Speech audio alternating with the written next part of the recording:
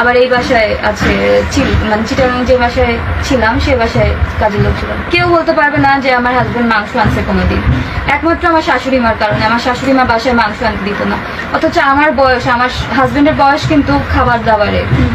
আমরা ইচ্ছা করলে আমরা বাসায় আমি আমার হাজবেন্ডকে পোলাও রান্না করে খাওয়াবো, বিরিয়ানি রান্না করে খাওয়াবো, কিন্তু পারবো না। শুধু ভালো পারবোই না, মানে সে টোটালি করতেই দিবে না, আমাকে রান্না করতেই দিবে না। কারণ আমার হাজবেন্ড তাহলে আমার রান্নার স্বাদ পেয়ে যাবে। আমার হাজবেন্ড আমার যতদিন একটু নিরামিষও যদি রান্না করতাম খুব ভালো খেত আমার হাজবেন্ড আমার রান্না।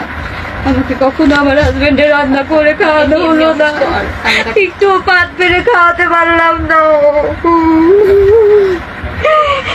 দেখুন শুধু কোথাও বাইরে বের হলে আমার শাশুড়ি মা অলওয়েজ আমাদের সাথে বের হবে, অলওয়েজ বের হবে, কখনো স্পেস দেয় নাই আমাদের।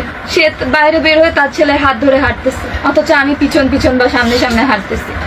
আমার হাজবেন্ড আমার নতুন বিয়ে হয়েছে, আমার হাত ধরার অধিকার নেই। আমি যদি ভুল করেও কখনো হাত ধরে বসতাম তখনই সে রেগে থেকে অস্থির। আমার শাশুড়ি মা হাত ছেড়ে, সে তার ছেলের হাত ছেড়ে দূরে চলে যাচ্ছে, নিজের মতো হাঁটতেছে। তার ছেলে বলতেছে মা কি হয়েছে, আমার সাথে আসো, সে আসবে না।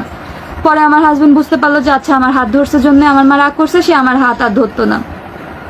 একটা জায়গায় গেলে পরে সে অলওয়েজ গাড়ির মধ্যে তার ছেলেকে কথা বলতো আর বলতো, আমার সাথে কখনোই মানে একটু স্পেস দিত না যে তুই তোর ওয়াইফের সাথেও আসছিস কথা বল, কখনো দিত না।